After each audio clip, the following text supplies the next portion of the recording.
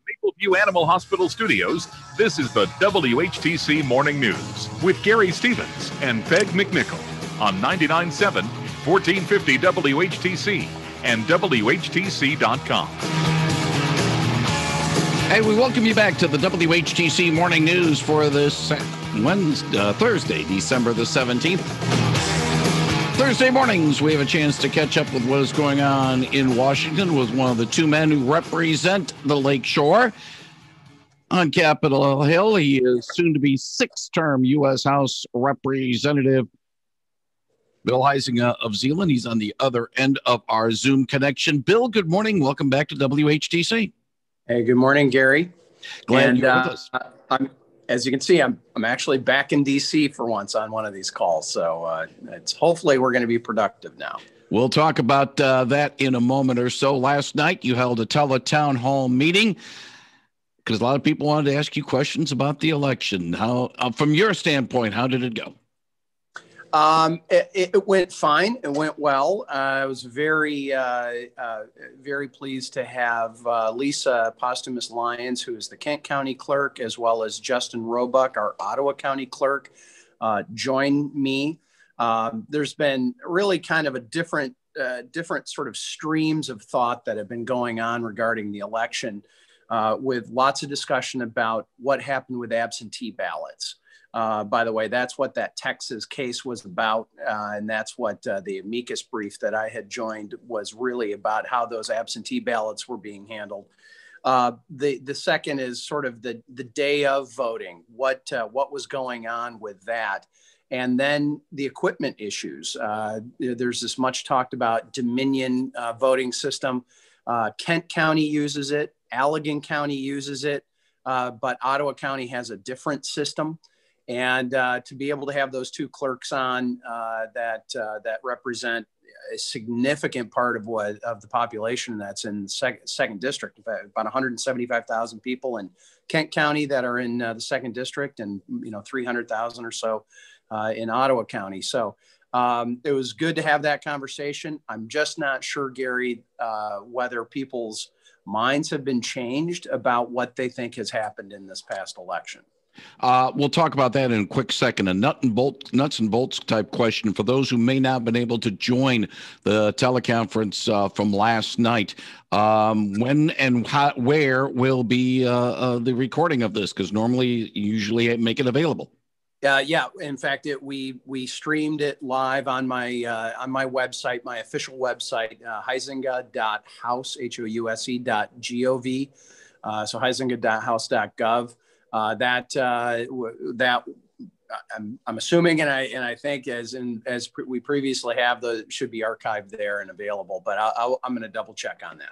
Yeah, we'll double check, because there are some people that have contacted our station saying, we couldn't get on last night for a variety of reasons. Sometimes, technical. Sometimes, I forgot all about it. Yeah, they want to be able to pick it up. Well, we just so everybody understands, we dialed out 40,000 phone numbers. All right. So we invited 40,000 people to join that. We put out two press releases telling people how they could sign up on that huizenga.house.gov website.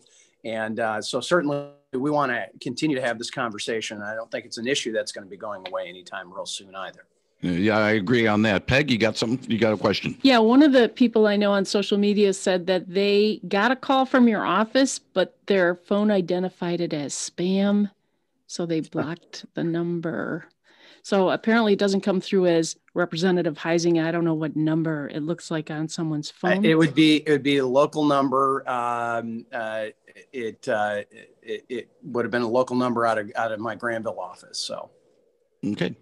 We'll see. Then sometimes, we can get to the technical aspects of it a little bit later on. Yeah. But I do want to get back to what you said before we talked about the nuts and bolts, is that you think that some minds won't be changed at all. There have been calls for you to resign as a result of you being a part of this amicus brief, saying that, frankly, maybe Bill Huizenga needs to go to Texas. They're calling for your head, and it's only been 6-7 weeks since the election. I guess this will be news. I'm not going to resign. So I believe it was the right thing that I was doing. The Texas lawsuit and is the only place that a state can sue a state is the Supreme Court. That's why it was in that court. What our amicus brief and what amicus briefs are is they are basically friends of the court is how that is translated. It's like we're a friendly voice that is coming in to say, hey, we think we have an interest in this as well. Here's why Michigan, and we, four of us from Michigan, the representatives, myself, John Molinar, Tim Wahlberg, and Jack Bergman, all signed on to that, is we have a constitutionally stated interest in what is happening with this particular election regarding the president, not with any other, not with a local clerk, not with the local state rep or state senator, or even my race or the Senate race. In fact, the Constitution says that the House of Representatives will decide who gets seated. The U.S. Senate decides who gets seated.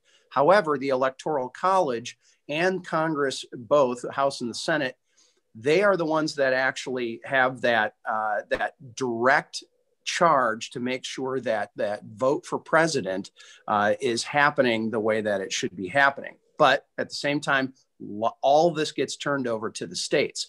So if you look at what this amicus brief was about, it was literally a call to the Supreme Court to say, there's questions. We think that that case ought to be heard.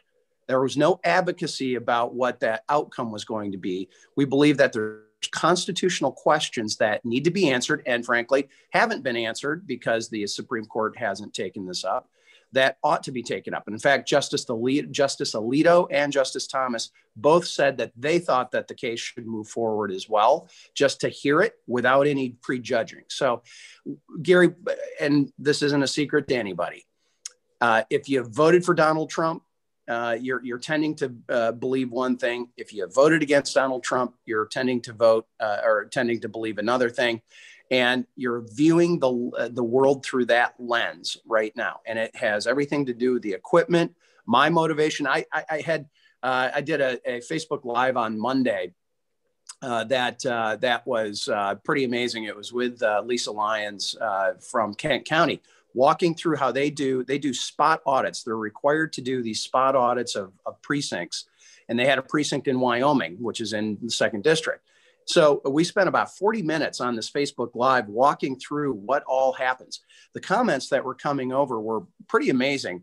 Everything from Bill Huizenga voted for Joe Biden. I saw him. That was one of the things that somebody put in. And it's like, well, I don't know how you saw me vote for Joe Biden, if that's what you think. But you might have missed me speaking at the Trump rally the night before or that morning of the election. And then we had other people that were saying, Bill Huizenga was acting on Donald Trump's direction. It's like, no, nobody actually tells me what I have to do from the White House. This is what I thought was the right thing for us to do to heal and to move forward, because when you have 40% of the electorate, and this is a lot of Republicans, about a third of all independents, and a significant number of Democrats don't believe that their vote wasn't tampered with somehow or another. So we've got to have this aired, by the way. More people believed, if you look at polling, more people believe that Donald Trump was an illegitimate president and shouldn't have been sworn in than what people believe now today. Except it happened to be about Donald Trump. And so, the media is not going to be talking about that. So this is a very complicated, long issue. This is going to turn into a 45-minute interview, not a 5-minute interview. But at the end of the day, we still have legal questions. And I do believe that Jocelyn Benson went around the law. This was extra legal actions on her part. That a lower court in Michigan said, well, yes, but we think she can do it. That's not what the law reads. And when you are not requiring an actual signature for a ballot application, there is an entry point for some real problems. And that's what that Texas case was about. One more question about the election, then we'll move forward to what is really on the agenda for Congress today. Will you accept Joe Biden as president right now, or are you going to wait? Fred Upton says, let's move on. What about you? So this is what I said last night. So, I looked at this and I put in countless hours talking to clerks, going over data, reading legal briefs. My staff has done that. Interns have done that. And my conclusion here in Michigan is there were election irregularities and whether it was intentional or not, some fraud that did happen. That is a problem that we need to attack. Was there a system-wide, either organized or decentralized fraud that would throw or flip over 150,000 votes? No, I don't believe so. Therefore, I am willing to accept the Electoral College vote here in Michigan that Joe Biden is going to get Michigan's electoral vote. So that I think he's going to be sworn in as president. I believe that the Electoral College vote that will happen in January will move forward. I do not see the systemic fraud that some have claimed that would cause me to object to what the Electoral College results are going to be on the House floor. And one thing on that, there's something floating around about Antrim County up north, and they use the Dominion system, and which is the same as what Kent County had. And unfortunately, we had someone last night from Granville.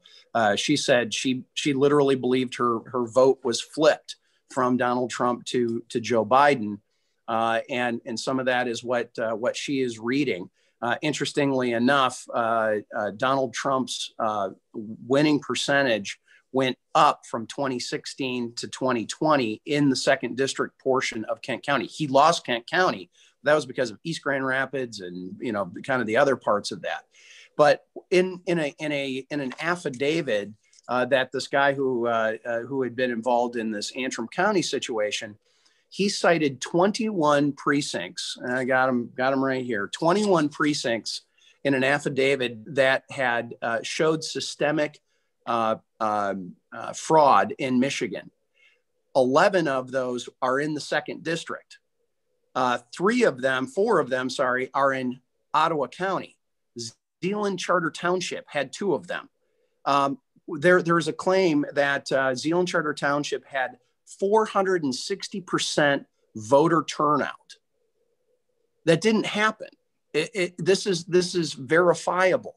My own personal numbers would have been off differently on my own election, and my winning percentage went up from 2016 at 55% to 59%. And if they were flipping votes for Donald or for Joe Biden and flipping votes for Gary Peters, why would they not have done that for my opponent? City of North Muskegon, there was a claim that there was 781% voter turnout in this precinct. Well, this we checked on this list, and it's simply not true. And that's the problem. There's so much disinformation. And by the way, that wasn't the Trump campaign. It was this other guy on him, R-Zeeland is his name, who is out there. But they're just sowing these seeds of doubt that are really damaging. One final thing, Bill, and I need to touch this upon you, and I'll read from our copy from CBS. Congressional leaders and their staffs continued working out the details of a nearly $900 billion coronavirus relief plan in anticipation of unveiling it as soon as today. People briefed on the negotiations say the draft of the proposal includes $600 in payments for individuals, $300 per week in supplemental unemployment insurance payments, and aid for small businesses, as well as roughly $17 billion for the airlines. But it omits aid to state and local governments and lawsuit liability protection, the 2 issues that have stymied earlier attempts at an agreement. If what I'm reading is basically what is part of this plan, is this something you can live with, or is this something that needs to go back and maybe get something done between the holidays? Hey, Gary, what you just read is the extent of the information that we have been given. So not much. These are literally press reports about what's going on. The devil is always in the details. We're going to be looking at what those details are. One of my questions is, we have $138 billion that's allocated and unspent in this Paycheck Protection Program. Is what those numbers that they're talking about, are they in addition to, are they including that? Is there going to be some type of aid towards schools and government? There probably is. Is it in this package? That some have said, yeah, there's going to be a way of doing this. Others have said no. So look, we should have done this a long time ago. It's very frustrating that Nancy Pelosi finally admitted that it was political, why she wasn't going to go along with the aid package previously. In fact, the White House had offered a $1.8 trillion, literally twice the size of what this package is going to be. I can tell you that some of her more progressive colleagues aren't real happy that this is going to be a $900 billion package instead of a nearly $2 trillion package. But at the end of the day, we need to get this done. We should not leave Washington, D.C. until we can, one, fund the government, and then for the rest of the fiscal year, and two, have an aid package that's going to help restaurants, help small businesses, help those small venues, help hotels, especially any business that's been impacted significantly by this and is continuing to have government, not their business decisions, but local, state, and federal government shut them down. We have a moral obligation to help them out, and we need to do that. He is Zeeland Congressman Bill Huizenga. He joins us Thursday mornings to talk about what's going on in Washington. We will not have a program next Thursday. We will have one in a couple of weeks, and if things do come up, we might be asking you to join us in a couple of weeks. If not, I'll talk to you in 3 weeks, sir. I appreciate your time. Thank you, sir. All right, sounds good. We'll talk to you soon. Merry Christmas, everybody. Thank you very much. Bill Huizenga, the Zeeland Congressman, on Real News Now, 99.7 and 1450 WHTC.